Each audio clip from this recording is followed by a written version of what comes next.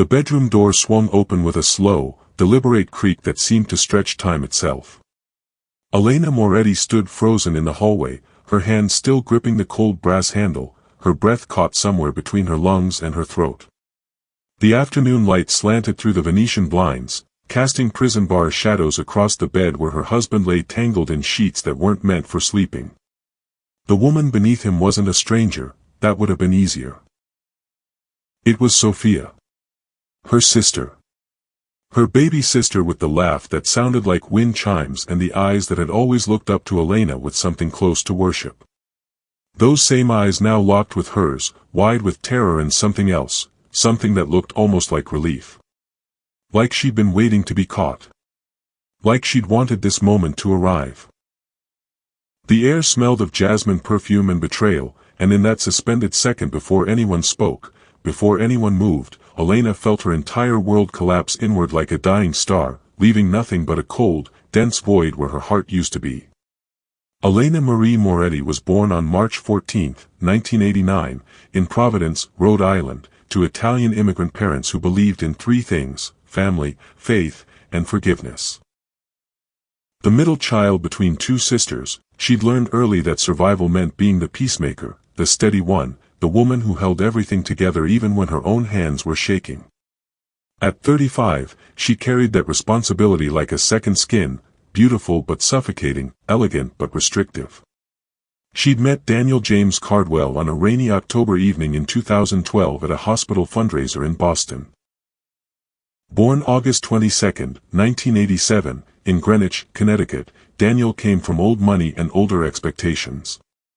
His father was a cardiovascular surgeon, his mother, a classical pianist who'd given up Carnegie Hall for motherhood and never quite forgiven herself for it.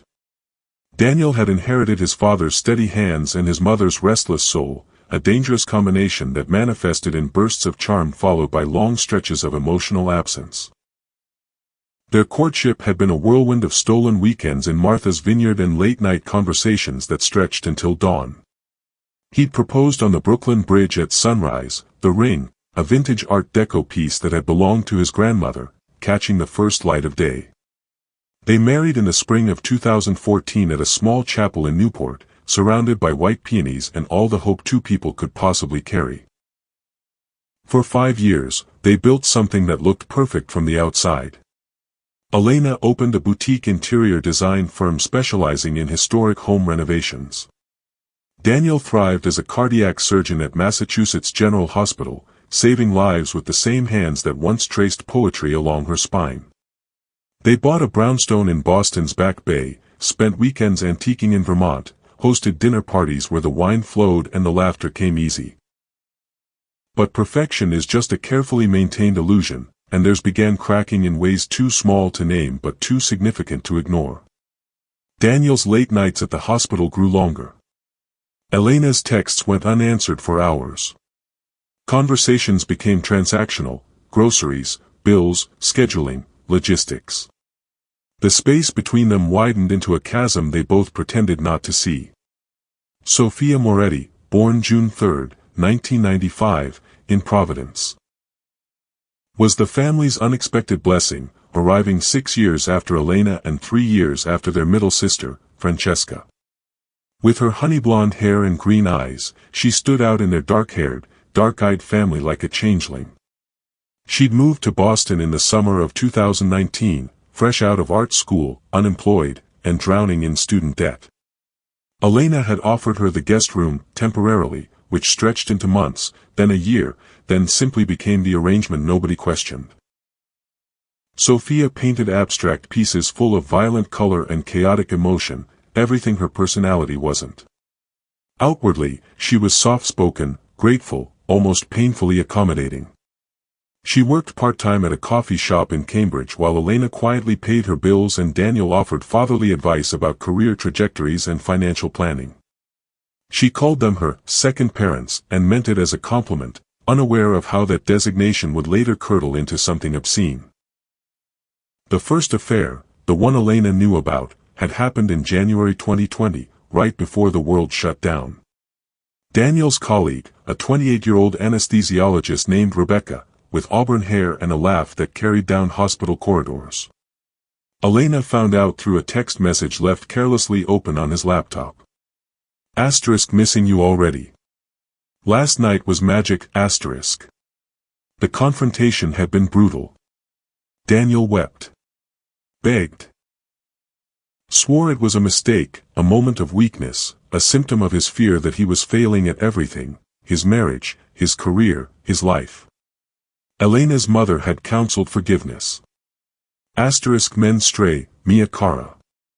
It's in their nature. But they come home. That's what matters, asterisk her father had been less diplomatic, asterisk you made a vow before God. You don't break those because things get hard, asterisk.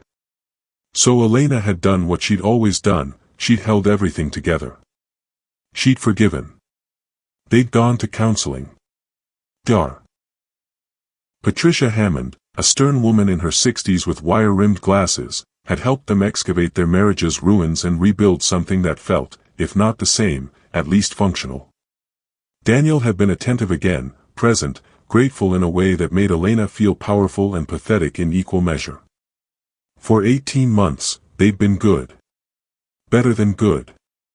They'd reconnected, remembered why they'd fallen in love, started talking about having children. Elena had allowed herself to believe the worst was behind them, that their marriage had emerged from its trial by fire stronger and more honest. She had been catastrophically wrong. The Moretti family had immigrated to America in 1982, fleeing economic collapse in southern Italy with nothing but determination and the phone number of a distant cousin in Rhode Island. Elena's father, Giuseppe, had worked 3 jobs: construction during the day, dishwashing at night, taxi driving on weekends. Until he saved enough to buy a small pizzeria in Federal Hill. Her mother, Carmela, had stretched every dollar until it screamed, turning leftover ingredients into feasts and hand-me-downs into Sunday best. Growing up, Elena had been acutely aware of being different, her accent, her second-hand clothes, the smell of garlic that clung to her hair no matter how many times she washed it. She'd learned to code switch effortlessly, becoming whoever people needed her to be. At school, she was the American girl with perfect grammar and mainstream interests. At home, she was the dutiful Italian daughter who attended Mass every Sunday and never questioned her parents' authority. This chameleon quality had served her well in adulthood. As an interior designer, she could read a client's deepest desires and manifest them in fabric and furniture. As a wife, she could sense Daniel's moods and adjust accordingly, smoothing conflicts before they fully formed. But this constant shape-shifting came at a cost. She'd become so adept at being what others needed that she'd lost track of who she was when nobody was watching. Francesca, the middle sister, had rebelled against their parents' traditionalism, moving to San Francisco at 18 and rarely returning. She'd married a tech entrepreneur, converted to Buddhism, and sent Christmas cards featuring their rescue greyhounds instead of children. She loved her family from a comfortable distance, checking in with monthly phone calls that felt more like obligation than connection. Sophia had been the surprise that saved their parents' marriage. Carmela had been 43, Giuseppe 47, when she'd been born. They'd poured all their accumulated wisdom and softened expectations into their youngest daughter, creating something beautiful and fragile. A girl who'd never had to fight for anything, never had to prove herself worthy of love. When Sophia had arrived in Boston, Elena had seen it as an opportunity to give her sister what she'd never had: ease, possibility, freedom from the crushing weight of responsibility. She'd wanted to be Sophia's champion, her protector, the bridge between their parents' old world values and the new world's infinite options. Instead, she'd served her up to her husband on a silver platter. Daniel's background was the inverse of Elena's: old money, old names, old expectations. The Cardwells had been in America since before it was America, their fortune built on shipping, then banking, then strategic marriages and careful investments. His childhood had been one of boarding schools and summer houses, sailing lessons and legacy admissions to Yale. But privilege had its own peculiar form of poverty. Daniel's father, Richard, was emotionally absent even when physically present, his affection rationed like a scarce resource that had to be earned through achievement. His mother, Catherine, was elegant and cold, her love conditional on maintaining appearances. Daniel had learned early that feelings were weaknesses to be managed, not expressed. He'd gone into medicine partly to save lives and partly to finally earn his father's respect. But Richard had always found his son's specialty. Cardiology rather than his own cardiovascular surgery, somehow lesser. Never mind that Daniel was brilliant, that his hands were steadier than his father's had ever been, that his patient outcomes were exceptional. It was never quite enough. This hunger for approval had made Daniel vulnerable in ways he couldn't articulate. When Rebecca had looked at him with undisguised admiration, when she'd called him her hero after a particularly difficult surgery, he'd felt seen in a way he hadn't in years. The affair had been less about sex than about being witnessed, about matching to someone without conditions or caveats. Or so he'd told himself. So he'd told Elena during their therapy sessions, words that had sounded true enough to believe. The truth, as always, was more complicated and considerably uglier. The first sign came in March 2021, though Elena didn't recognize it as such at the time. She'd come home early from a client meeting to find Sophia and Daniel in the kitchen, standing too close together over a cutting board of vegetables, laughing at some private joke. They'd sprung apart when she entered, but not guiltily, just surprised, like she'd interrupted something innocent. "Your sister's teaching me to make proper pasta carbonara," Daniel had explained, gesturing to the stovetop where water was already boiling. "Apparently I've been doing it wrong our entire marriage." Sophia had smiled, that sweet, open smile that had never held secrets before. "He's been using cream, Lainey.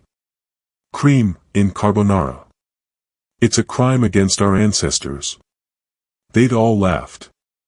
Elena had kissed Daniel's cheek and stolen a slice of pancetta, and the moment had passed like 100 other domestic moments, unremarkable and instantly forgotten. Except it hadn't been unremarkable. Looking back later, Elena would see it clearly. The way Daniel's hand had lingered on the small of Sophia's back, the way Sophia's cheeks had flushed pink in a way that had nothing to do with the heat from the stove, the way they both seemed almost relieved when Elena had announced she needed to return to her office to finish some drawings. Throughout the spring, these moments accumulated like interest on a debt Elena hadn't realized she was accruing. Daniel and Sophia started running together in the mornings. He needed the exercise, she needed the motivation, it made perfect sense. They'd return flushed and laughing, sharing inside jokes about their routes and the neighbors they'd seen.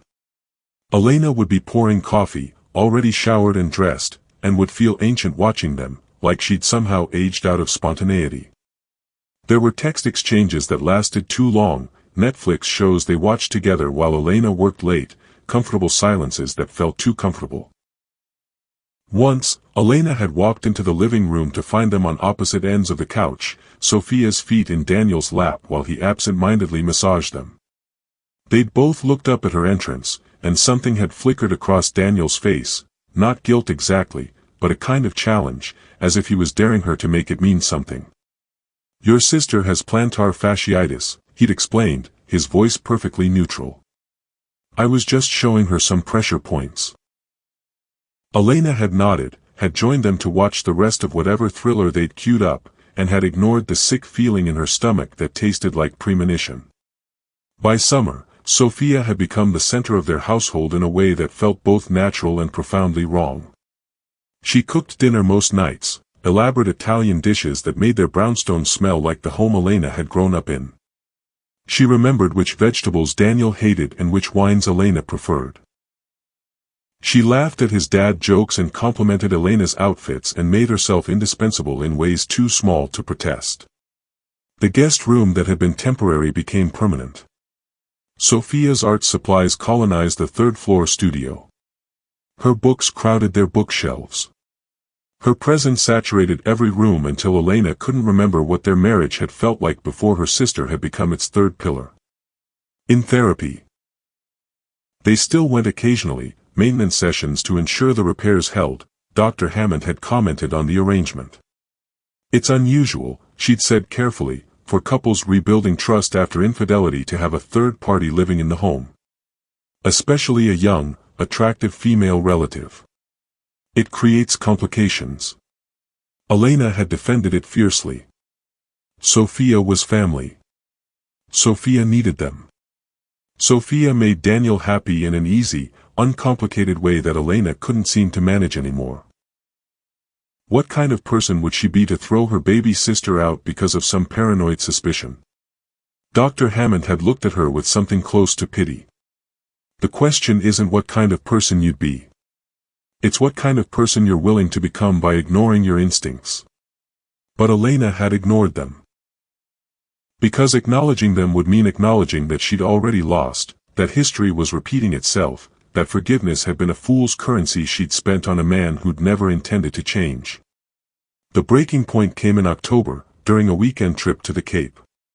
Daniel had been scheduled to present at a conference, and Elena had planned to join him, making it a romantic getaway. But a client emergency had kept her in Boston.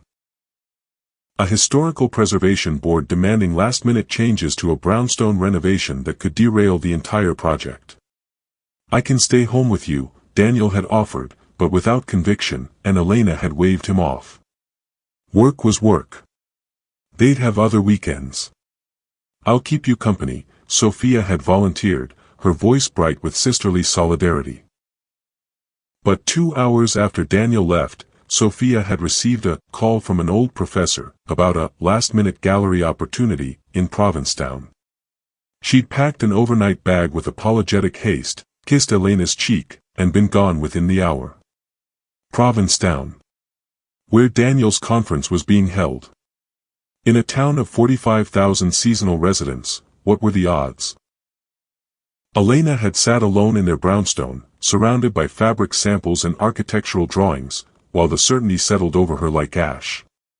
She tracked Sophia's location on Find My Friends. They'd all shared locations after Elena had insisted, ostensibly for safety. The blue dot had moved steadily toward the Cape, stopping finally at a hotel address that matched Daniel's conference venue. She'd called him. He'd answered on the fourth ring, breathless. "Hey, babe. Sorry, just finishing a run before the dinner reception. What's up?" In the background, she'd heard it, the faint sound of a shower running. Daniel didn't shower before dinner receptions. Daniel barely showered before morning rounds. "Nothing," she'd said, her voice eerily calm. "Just wanted to hear your voice. Love you. Love you too." The lie had been so smooth, so practiced, that she'd almost admired its craftsmanship. Elena hadn't planned to go to the Cape. She'd sat with her suspicions for 3 days, testing them like a sore tooth, pressing until the pain confirmed what she already knew. But knowing and knowing were different things. One was theoretical, manageable, something she could package and rationalize. The other required proof. On Wednesday afternoon, she'd closed her laptop, grabbed her keys, and driven 2 hours through October rain to Provincetown. The conference was winding down. Daniel's last session ended at 4. She'd parked across from the hotel and waited, engine off, watching the entrance like a detective in a noir film she'd never auditioned for. They'd emerged at 5:30, after most attendees had already left. Daniel in the charcoal suit she'd picked out for his birthday. Sophia in a sundress that Elena had helped her choose 3 months prior, back when clothing choices seemed innocent and sisterly affection hadn't yet curdled into something unrecognizable. They weren't touching, but they didn't need to be. The space between them hummed with an intimacy that made Elena's vision blur. They walked to Daniel's car, not the sensible Volvo he usually drove, but a rental. Of course it was a rental. You didn't bring the family car to a betrayal. Elena had followed them. Not closely, but close enough. They'd driven to a cottage rental on the outskirts of town, something picturesque with window boxes full of dying mums and a view of the water. She'd watched from down the street as they'd carried groceries inside, as lights had flickered on in different rooms, as her husband and her baby sister had played house in a borrowed space that she wasn't invited to inhabit. She'd sat in her car for an hour, then 2, then 3. The rain had stopped. The sky had bruised purple and black. Lights had gone off downstairs and on upstairs, and Elena had understood that she was watching something she could never unsee, that there are some knowledge bombs that detonate your life into before and after, and you can never put the pieces back in their original arrangement. At 9 o'clock, she'd driven to a motel, checked in, and slept the dreamless sleep of someone whose worst fears had been confirmed. There was a strange relief in it. No more wondering, no more second-guessing, no more mistaking anxiety for paranoia. The monster was real, and knowing that somehow made it manageable. The next morning, Elena had driven home. She'd walked into their brownstone, her brownstone, she'd paid for most of it with family money from her successful business, and started planning. Not revenge, exactly. Something colder and more permanent. Justice, maybe. Or just the methodical dismantling of a life that had turned out to be built on sand. She'd been sitting at the kitchen table, coffee growing cold beside her laptop, when they'd come home. Together. At 2 in the afternoon on a Thursday. Sophia's overnight bag slung over Daniel's shoulder with a casual possessiveness that made Elena's molars ache. They'd frozen in the doorway when they saw her.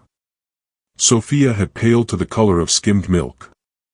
Daniel's expression had cycled through surprise, confusion, and something that looked almost like annoyance. As if Elena was the inconvenience here, the uninvited guest crashing their private party. When were you going to tell me? Elena's voice had been conversational, almost pleasant. She'd discovered that rage, when it reached a certain temperature, became indistinguishable from ice. Elena, Daniel had started, but she'd held up her hand. No. I'm genuinely curious. Was there a plan? A timeline? Or were you just going to keep fucking my sister in our guest room until I eventually noticed? Sophia had started crying. Of course she had. Sophia cried at insurance commercials and videos of soldiers reuniting with their dogs. Her tears were currency she spent freely, and until that moment, Elena had always been moved by them. We didn't mean for this to happen, Sophia had whispered, and Elena had laughed, a sound so harsh and foreign that it had made them both flinch. You didn't mean for it to happen. That's beautiful. That absolves everything, doesn't it? As long as you didn't mean to destroy your sister's marriage, as long as you didn't intend to betray the only person who's ever taken care of you, well then, it's just one of those things. An accident. Like tripping on a sidewalk or getting caught in the rain. Please, Daniel had said, and the single word had carried so much, exhaustion, guilt, and underneath it all, defiance. He was tired of apologizing. Tired of being the bad guy. Tired of their marriage and its endless maintenance, its constant emotional labor that never seemed to produce anything but more work. Please what? Elena had asked. Please understand. Please forgive you. Again. Please take you back so we can do this dance one more time when you get bored. It's different this time, Daniel had said, and Elena had seen the truth written across his face like skywriting. He loved Sophia. Or thought he did. Or wanted badly enough that the distinction didn't matter. You're right, Elena had said softly.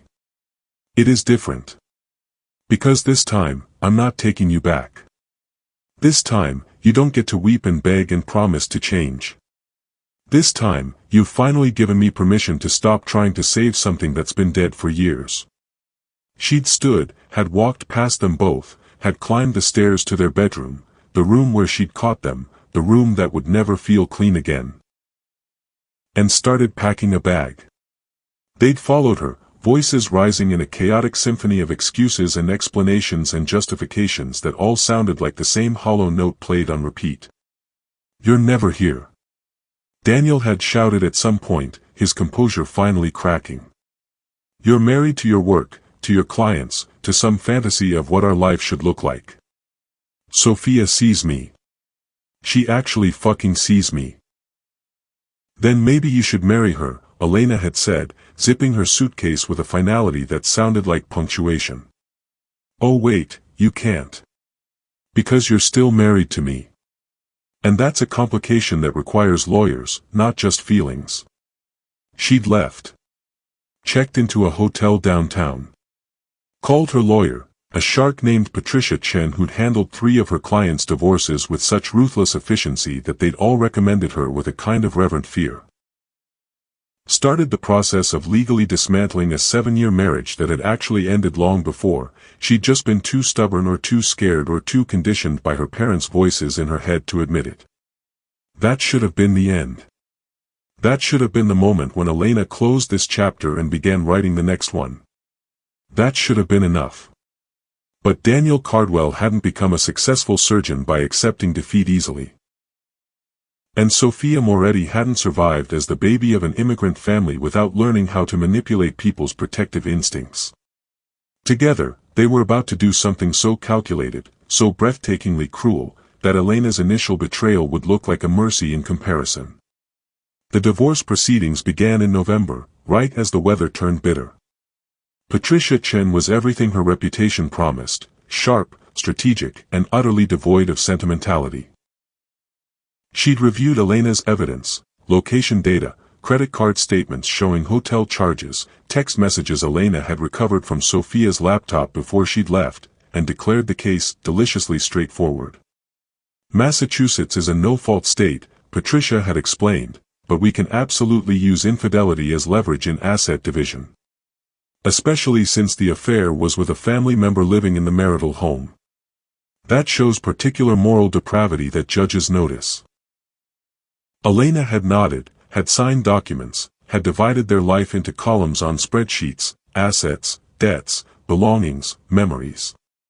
It was remarkably clean, really. They had no children to weaponize. No joint businesses to untangle. Just a house, some investment accounts, and 7 years of accumulated stuff that neither of them particularly wanted. Daniel had hired his own attorney. Someone from his father's firm, expensive and aggressive in a way that suggested Richard Cardwell's money was backing this fight. The first rounds of negotiation had been predictably bitter. Daniel wanted the brownstone. Elena wanted the brownstone. Daniel wanted his grandmother's engagement ring back. Elena wanted to throw it in Boston Harbor. But underneath the legal maneuvering, something else was happening. Something Elena didn't notice until her mother called in late November, her voice tight with a particular brand of Italian matriarch disapproval. "Sophia is pregnant," Carmela had said without preamble. 3 months. She just told us. The words had hit Elena like a physical force, stealing her breath. 3 months. The affair had been going on since at least August, then. Maybe longer. All those morning runs, those late-night Netflix sessions, those cooking lessons in the kitchen. They hadn't been the beginning of something new but the continuation of something that had been rotting beneath the surface of Elena's life for months. "The baby is Daniel's," Carmela had continued, her voice carefully neutral. "They're planning to keep it. To get married, after your divorce is final." Elena had hung up. Had sat in her hotel room staring at nothing while her mind performed complex calculations. Sophia was 26. Daniel was 35. Elena was 35. By the time Elena's divorce was finalized, Sophia would be showing. They'd probably have one of those tasteful maternity photo shoots. Post them on social media with captions about unexpected blessings and new beginnings. Rebuild their narrative as a love story that transcended conventional morality. Her phone had rung, Daniel calling. She'd let it go to voicemail, then listened to his message with a clinical detachment that surprised her. "Elena, I know you heard. I wanted to tell you myself, but... Look, this wasn't planned.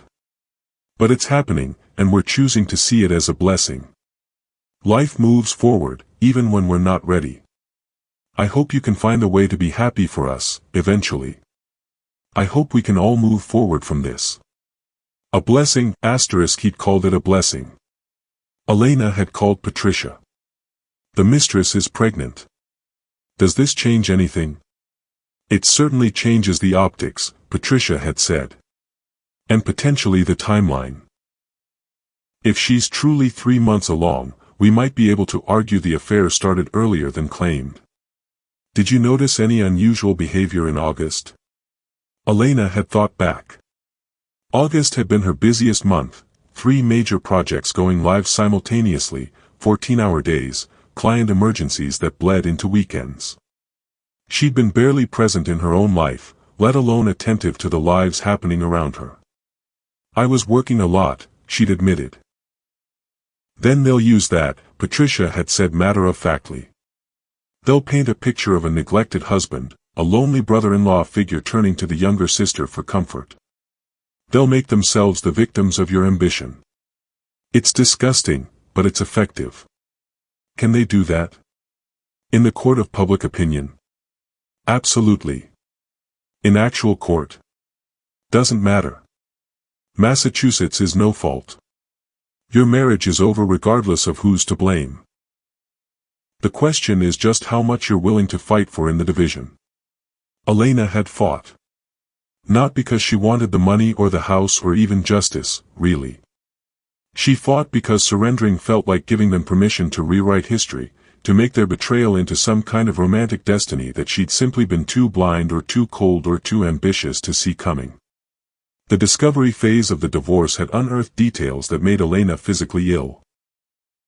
Credit card statements showing lingerie purchases, Victoria's Secret charges that Daniel had claimed were for Elena's birthday, but which turned out to be the wrong size. Hotel reservations dating back to July, long weekends billed as medical conferences that didn't exist. Joint purchases from Sophia's Amazon account, pregnancy books, maternity clothes, things that revealed planning and premeditation rather than passion and accident. Most devastating were the emails, recovered from Daniel's account through legal discovery. Exchanges between him and Sophia that painted Elena as the villain in their love story. She was controlling. She was emotionally unavailable. She cared more about her clients than her marriage. She was impossible to please. She was exactly like his mother. In one particularly cruel message, dated September 15th. Elena's birthday, which she'd spent working late on a project while Daniel claimed he was covering an emergency surgery, he'd written, "Being with you reminds me what it's like to breathe. Elena suffocates me with her expectations and her disappointment. With you, I can just be myself." Sophia had responded, "You deserve someone who appreciates you. Someone who makes you laugh. Someone who doesn't make you feel like you're constantly failing." They'd built their relationship on the foundation of Elena's inadequacies, real or imagined. They'd bonded over picking apart her faults, her habits, her personality. They'd fallen in love, not despite hurting her but because of it, their shared secret creating an intimacy that felt transgressive and therefore thrilling. Reading these messages, Elena had felt something crack open inside her chest, not her heart breaking again, but something deeper and more structural. The foundation of her identity as the good daughter, the good sister, the good wife, the woman who held everything together through sheer force of will and stubborn optimism. She'd given Daniel a second chance because she believed in forgiveness. She'd taken Sophia in because she believed in family. She'd worked herself into exhaustion because she believed in earning her place, in justifying her existence through constant productivity. And they'd taken all of it. Her forgiveness, her generosity, her ambition, and turned it into evidence of her insufficiency. The Elena who walked into her lawyer's office in early December was not the same woman who'd walked out of her brownstone 6 weeks earlier. Something fundamental had shifted, like tectonic plates realigning after an earthquake. She'd been reading. Late at night in her hotel room, unable to sleep, she'd stumbled across Marcus Aurelius's Meditations. Then Epictetus. Then Seneca. The Stoics, with their stark clarity about suffering and control, about accepting what cannot be changed and focusing energy only on what can. You have power over your mind, not outside events. Realize this, and you will find strength. She'd realized she'd spent her entire life trying to control things that were fundamentally outside her control, other people's choices, other people's feelings, other people's capacity for loyalty or love. She'd been trying to earn what should have been freely given, trying to prevent what was perhaps inevitable, trying to be good enough that people wouldn't leave. But Daniel had left anyway. Sophia had betrayed her anyway. All her accommodation and forgiveness and self-sacrifice had changed nothing except to make her smaller, more palatable, easier to use. In therapy, she'd started seeing someone new, a pragmatic woman named Dr. Joan Reynolds who specialized in trauma recovery. She'd begun to understand the pattern. Her parents' conditional approval. Her husband's conditional fidelity. Her sister's conditional loyalty. She'd spent 35 years trying to be worthy of love that should have been her birthright. What would happen, Dr. Reynolds had asked during one session, if you stopped trying to earn what you already deserve? If you stopped making yourself responsible for other people's choices? Elena had sat with that question. Had felt it burrow beneath her skin and take root. What would happen? Would the world end? Would everyone abandon her? Or would she finally discover who she was when she wasn't performing for an audience that had never been satisfied anyway? By January, as the divorce moved toward finalization, Elena had made several decisions. She was keeping the brownstone. Patricia had negotiated brilliantly, using the affair and pregnancy as leverage despite Massachusetts's no-fault laws. Daniel would get a larger share of the investment accounts, but he'd have to find somewhere else to build his new life with his pregnant girlfriend. She was cutting contact with Sophia. Not out of anger anymore, but out of simple self-preservation. Some betrayals were too foundational to forgive. Some relationships, once poisoned, could never be detoxified. Her parents were horrified, family was family, forgiveness was everything. How could she turn her back on her baby sister? The same way she turned her back on me, Elena had said calmly. By choosing myself. She was refocusing her business, taking on fewer clients but charging more, building something sustainable rather than spectacular. She'd been using work as an escape, as a way to prove her value, as a substitute for the emotional fulfillment her marriage wasn't providing. Now work would be what it was supposed to be. A source of creative satisfaction and financial security, not a referendum on her worth as a human being. And she was dating. Not seriously, not looking for anything permanent. But she was remembering what it felt like to be seen as desirable, interesting, worthy of pursuit. To have conversations that weren't weighted down by history and obligation. To laugh without calculating whether her joy might somehow threaten someone else's comfort. The transformation wasn't dramatic. She didn't wake up one day as a completely different person. But gradually, incrementally, she felt herself solidifying into someone stronger and less malleable. Someone who could hold her boundaries without apologizing. Someone who could walk away from situations that diminished her without needing permission or validation. The Stoics called it apatheia, not apathy, but freedom from destructive passions. The ability to experience emotions without being controlled by them. To observe her anger, her grief, her betrayal, without letting them dictate her choices. She was becoming someone she'd never been allowed to be before.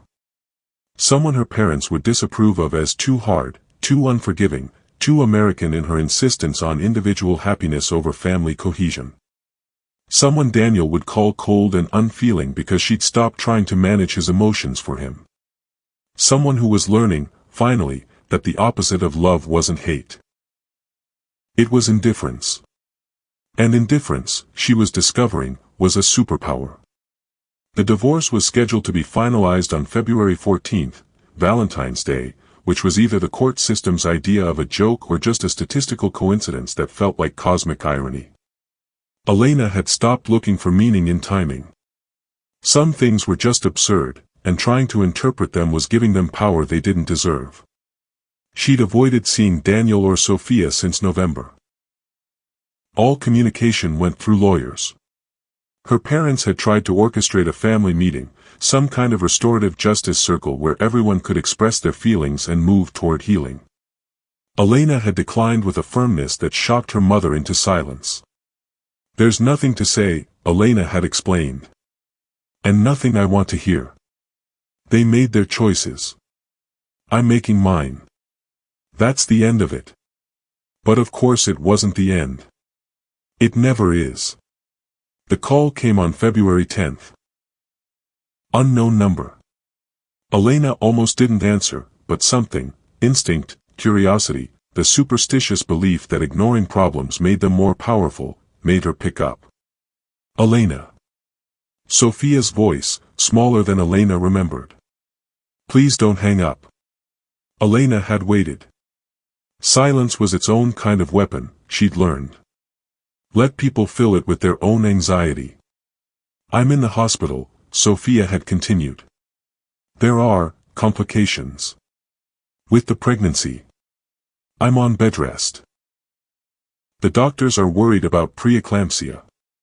I'm sorry to hear that, Elena had said, and meant it in the abstract way you mean it when someone tells you about a stranger's misfortune. Sympathy without investment. Mom and Dad can't come. Dad's having heart issues, and Mom won't leave him. Francesca's in Japan for work.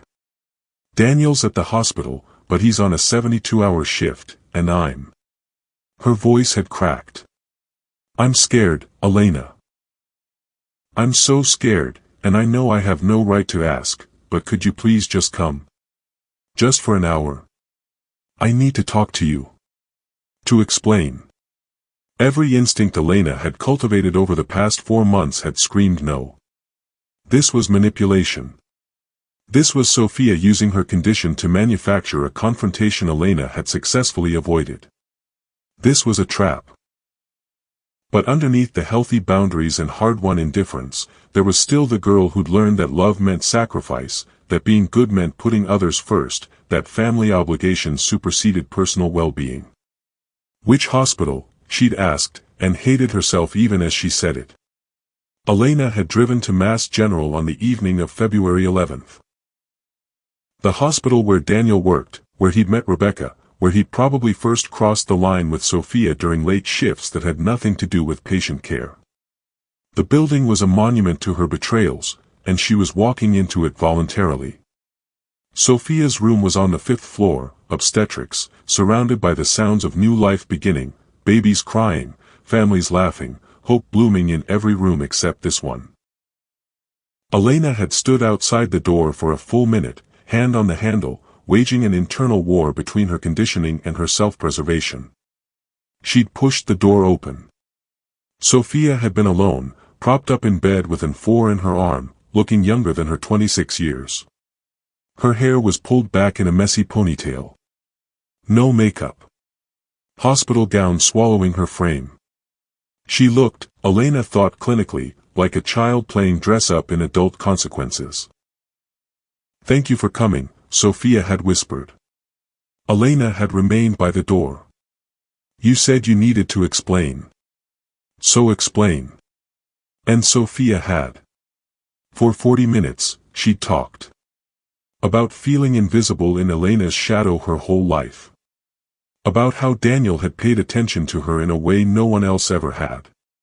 About how the affair had started innocently, conversations, shared interests, connections that deepened before either of them realized what was happening. About how they'd tried to stop, had agreed multiple times that it was wrong, but kept gravitating back to each other. About how the pregnancy had been an accident but felt like fate. About how she knew Elena would never forgive her, but she needed Elena to understand that she'd never meant to hurt her, had never intended to fall in love with her husband, had never wanted to become the villain in her sister's story. It was a masterclass in rationalization. Every word was probably true and completely meaningless. Intent didn't matter. Impact did. And the impact was that Elena's life had been demolished by the two people she trusted most. Are you finished? Elena had asked when Sophia finally fell silent. Sophia had nodded, tears streaming down her face. I just needed you to know that I loved you. That I still love you. That I'm sorry. Okay, Elena had said. I heard you. Now let me say something. She'd stepped closer to the bed, close enough to see the fear in Sophia's eyes, the desperate hope that this confession had earned her something, absolution, or at least understanding. "You're not sorry," Elena had said quietly. "You're sorry you got caught. You're sorry there are consequences. You're sorry that being with Daniel means losing me. But you're not sorry you did it.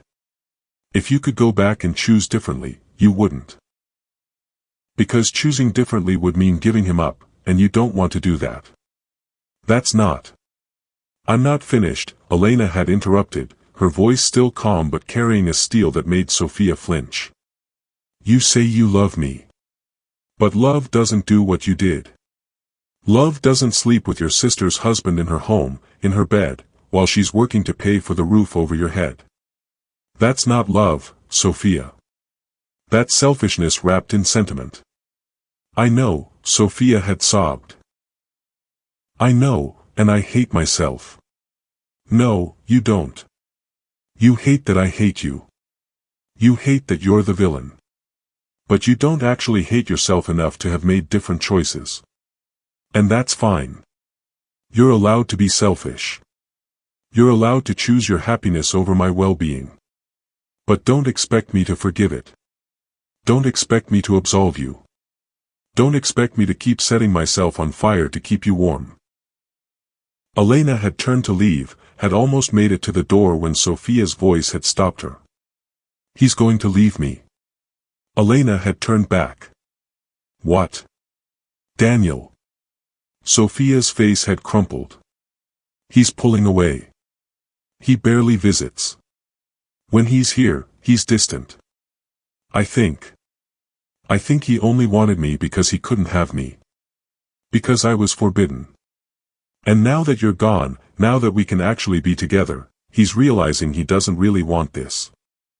Doesn't want me." Something cold had unspooled in Elena's chest. "Not exactly. Something more complex and uncomfortable. And you want me to do what? Feel sorry for you? Tell you it'll be okay? I want you to tell me I'm wrong," Sophia had whispered.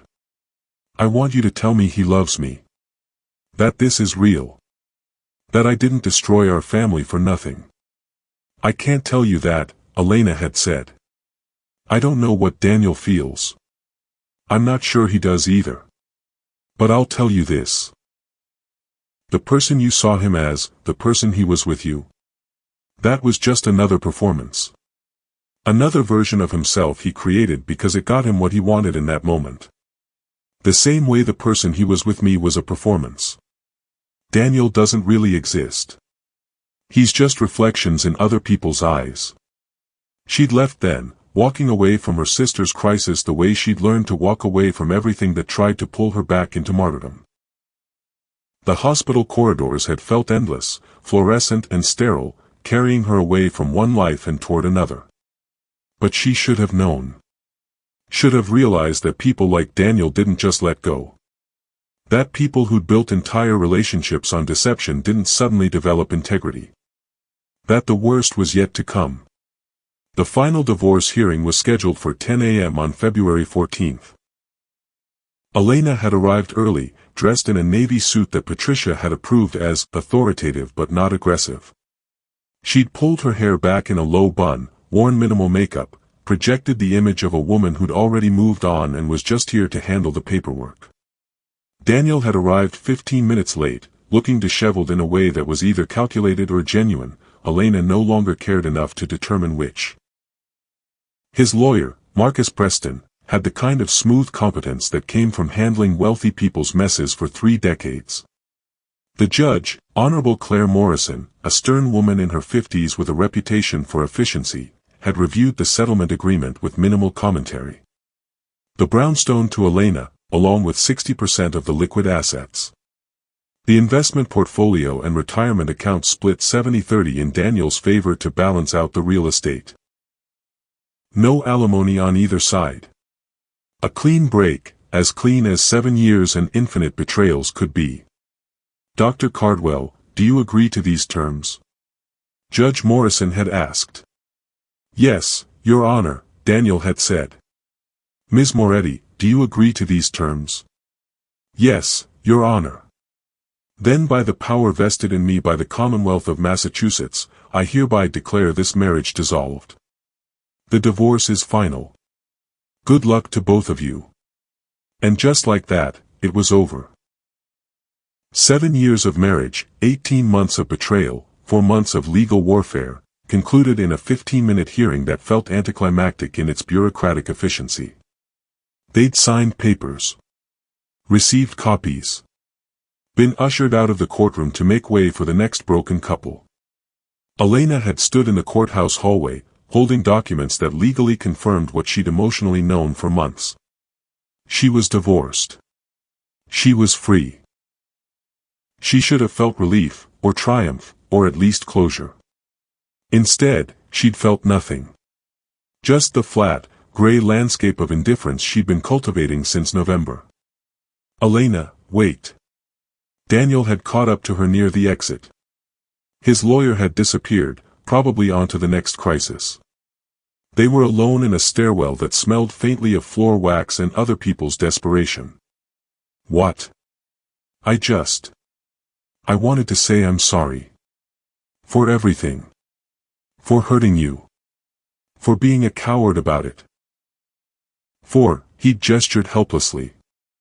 All of it. Okay, she'd said. Apology noted. Is that it? Is that all you're going to say? What do you want me to say, Daniel? That I forgive you. That I understand. That I hope you and Sophia are very happy together. She'd smiled without warmth. I don't forgive you. I don't understand. And I genuinely don't care whether you're happy or not. Sophia told me you visited her in the hospital. She said you were cruel. I was honest. If that felt cruel to her, maybe she should examine why honesty is so threatening.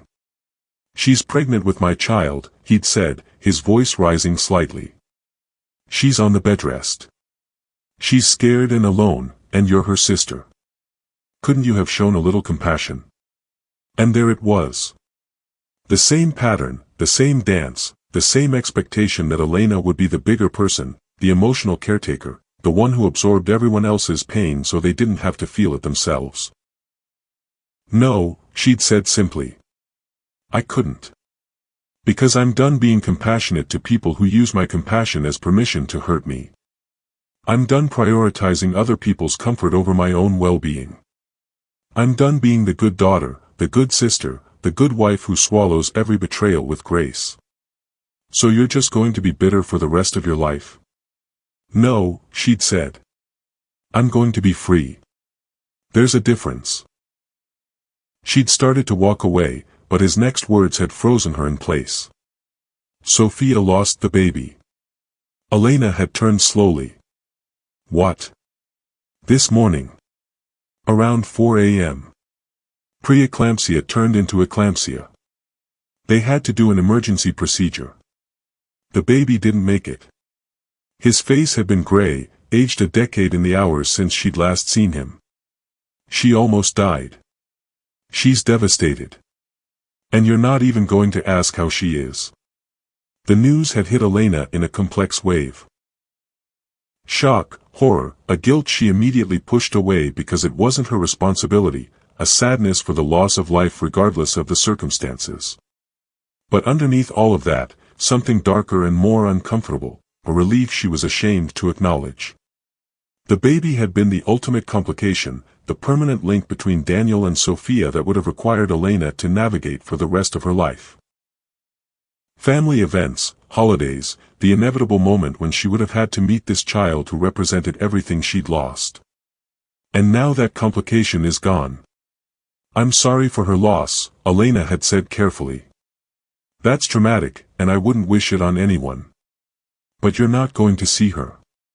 No. Even though she's your sister. Even though she just lost a baby. Even though she's alone. She's not alone. She has you. She chose you. That was her decision, and decisions have consequences. Some of those consequences are that I'm not part of her support system anymore. You're unbelievable, he'd said, and there was something almost admiring in his disgust. I thought I knew you. Thought you were this warm, forgiving, family-first person. But you're cold. You're actually cold. No, Elena had corrected. I'm just not yours to use anymore. Not yours to guilt. Not yours to manipulate into taking care of the mess you made. You want me to comfort Sophia? You want me to absolve you both? You want me to sacrifice my healing so you can feel like you're not the villain? Hire a therapist. It's what they're paid for. And then she'd done something that surprised them both. She'd laughed. Not cruelly, not mockingly, but with genuine amusement at the absurdity of this moment, this conversation, this entire situation. You know what's funny? For years, I thought if I just loved you better, tried harder, forgave more, you'd finally be satisfied. Finally, be happy. Finally stay. But you were always going to leave. Not because I wasn't enough, but because you're the kind of person who mistakes novelty for love and boredom for oppression. Sophia was just convenient. Available. If it hadn't been her, it would have been someone else. That's not true, he'd protested, but weakly, like he was arguing with himself more than her. Sophia told me you're already pulling away from her, Elena had continued. Already distant now that the chase is over. How long do you think you'll last before you find someone new to rescue you from the disappointment of being yourself? His face had confirmed what she already knew. Sophia had been right. Daniel was already gone, emotionally if not physically. The pregnancy had been the only thing keeping him tethered, and now even that was gone. I hope you figure out what you're running from, Elena had said, more gently now. I hope you stop leaving wreckage in your wake. But that's not my problem anymore. That's not my journey to help you with. You're on your own now. Just like you've always really been. She'd left then, walked out into the February cold, stood on the courthouse steps breathing in air that tasted like freedom and car exhaust and the possibility of becoming someone she'd never had permission to be before. Her phone buzzed. Patricia Chen. * Congratulations. You're officially divorced. Paperwork will be filed today. Forward momentum starts now, *. Forward momentum. Elena liked the sound of that. The weeks after the divorce passed in a blur of administrative tasks and emotional recalibration. Elena changed locks, updated bank accounts, removed Daniel from insurance policies and emergency contacts. The brownstone slowly transformed from their place to her place. She donated the furniture from their bedroom, repainted the walls, hired an interior designer friend to help her create a space that felt like the beginning rather than the aftermath. She'd blocked Sophia's number. Declined her mother's increasingly desperate calls. Sent a brief email to her parents explaining that she needed space and would reach out when she was ready. That email had gone unanswered, which told her everything she needed to know about where their loyalties lay. Family forgave family, apparently, unless you were the one who refused to forgive. Through mutual friends, she'd heard fragments of Daniel and Sophia's story. They'd stayed together through February but were reportedly having problems. Sophia was depressed, not uncommon after pregnancy loss, and Daniel was working insane hours, either because the hospital needed him or because he couldn't bear to be home. The dream life they'd built in Elena's shadow was collapsing under the weight of reality. Elena felt bad for them in the abstract way she'd felt bad for Sophia in the hospital, sympathy without investment. They'd made their choices. They'd gotten what they wanted. That it turned out to be less satisfying than anticipated wasn't Elena's concern. She'd started seeing someone, nothing serious, just a fellow interior designer named Adrian who made her laugh and didn't need her to fix him. They went to museums, cooked elaborate dinners, had sex without the weighted history of broken promises and betrayed trust. It was easy in a way her marriage had never been, and that easiness taught her something important: relationships weren't supposed to be constant work. Some were, and those were the ones to walk away from. Her business was thriving. Freed from the emotional labor of managing Daniel's needs and Sophia's presence, she'd thrown herself into her work with renewed focus. She'd landed 2 major commercial projects, a boutique hotel in Cambridge and a historic mansion conversion in Beacon Hill. Her rates had gone up. Her calendar was booked 6 months out. Success, she was learning, was the best revenge, not because it hurt the people who'd wronged you, but because it proved you didn't need them to thrive. In April, 3 months after the divorce, Elena had finally answered her mother's calls. The conversation had been painful. Carmela had cried, had accused Elena of being unforgiving, and had quoted scripture about turning the other cheek. Elena had listened, had felt the old guilt trying to reassert itself, and had gently but firmly held her boundary. "I love you," she'd told her mother. "But I'm not sacrificing my peace to make everyone else comfortable." Sophia made her choices. "I'm making mine. You're free to maintain whatever relationship you want with both of us, but don't ask me to pretend this didn't happen or that we're going to be a happy family again. You're breaking your father's heart," Carmela had said. "Dad's heart is broken because his youngest daughter slept with his middle daughter's husband. That's not on me to fix." The conversation had ended without resolution, as most honest conversations do. But Elena had felt strong in her conviction. The daughter her parents had raised would have caved, would have apologized, would have shown up to family dinner and smiled through the awkwardness for the sake of keeping peace. The woman she was becoming didn't light herself on fire to keep others warm. "It's been 8 months since I caught them. 6 months since the divorce was finalized.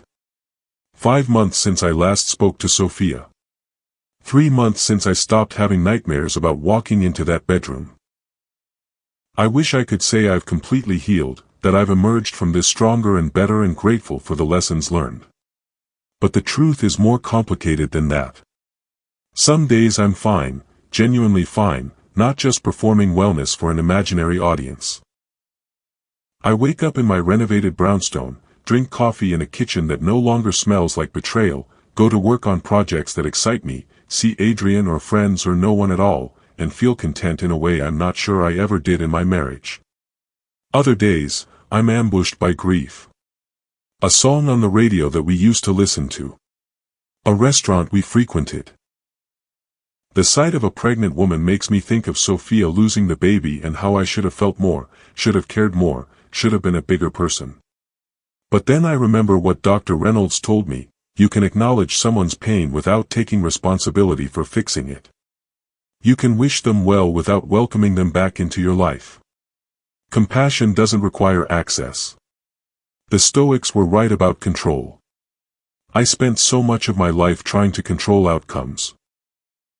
Trying to be good enough that people wouldn't cheat, trying to be forgiving enough that broken things would mend, trying to be selfless enough that my value would be undeniable. But I had no control over any of it. Daniel was always going to stray because that's who he is. Sophia was always going to choose herself because she'd never learned not to. My parents were always going to prioritize their vision of family unity over my legitimate pain. The only thing I controlled was my response. And I chose myself. Finally, belatedly, but definitively. I don't know what happened to them. I've stopped checking social media, stopped asking mutual friends for updates, stopped caring about the narrative they're constructing about our history. They can tell whatever story makes them feel better. I'm not in it anymore. Someone asked me recently if I regretted taking Daniel back after his first affair. If I wished I'd left then, saved myself the additional pain. And the answer surprised me. No. I don't regret it. That forgiveness was mine to give, and I gave it authentically, hopefully, with my whole heart. That it was wasted doesn't mean it was wrong to offer it. It just means I learned that some people aren't interested in redemption, they're interested in permission. I'm dating Adrian casually. We have fun. He makes me laugh. He doesn't need me to save him or fix him or manage his emotions. When I told him about my divorce, he'd said, "That sounds incredibly painful. I'm sorry you went through that." And then he'd moved on, because my past wasn't a project for him to solve or a wound for him to heal. It was just information, context, part of the story of who I am. I like that. I like being seen as already whole, not as someone who needs saving. My business is thriving. The brownstone is mine, really mine, in a way it never was when it was ours. I've started painting again, something I gave up in college when it became clear I was better at design than fine art. The paintings aren't good, but they're honest, and honesty feels more valuable than skill right now. I'm learning that healing isn't linear. That some betrayals create permanent scars. That you can move forward without moving past, can build a good life while still carrying the weight of what was lost. That forgiveness isn't always the highest virtue, sometimes boundaries are. Marcus Aurelius wrote, "The best revenge is not to be like that." I used to think that meant being better than the people who hurt you, proving your superiority through virtue. But now I think it means something simpler, refusing to let their choices turn you into someone you don't want to be. Refusing to let bitterness poison you. Refusing to center your life around your wounds. I'm not like them. Not because I'm better, but because I chose differently. I chose to be someone who keeps her integrity even when others don't. Someone who honors her word even when others break theirs. Someone who walks away from situations that diminish her, even when staying would be easier. Some people call that cold. Unforgiving. Too harsh. My mother certainly does. Maybe they're right. Maybe the price of protecting myself is being seen as someone who lacks compassion. I'm learning to live with that trade-off. Because the alternative is being the person I was.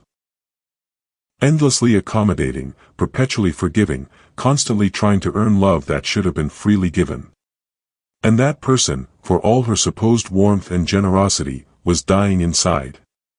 Slowly. Quietly. Invisibly to everyone including herself. This version of me, harder, more boundaried, less apologetic, is alive. Really alive. And I'll take that over being universally beloved any day. So here's my question for you, where's the line between forgiveness and self-abandonment? Between being compassionate and being a doormat? Between honoring your commitments and knowing when to walk away? I don't have perfect answers. I just have the choice I made, and the life I'm building from those choices. Some days it feels like enough. Most days, actually. What would you have done? Would you have forgiven the first affair? Would you have let your sister stay? Would you have gone to the hospital when she called? Leave your thoughts in the comments. Tell me if I'm the villain in this story or just someone who finally learned to stop setting herself on fire. Tell me if you've ever had to choose between loyalty and self-preservation, and how you navigated that impossible terrain. And if you've been through something similar, if you've been betrayed by people you trusted, devastated by choices you never saw coming, forced to rebuild from wreckage you didn't create, know that you're not alone. Know that choosing yourself isn't selfish.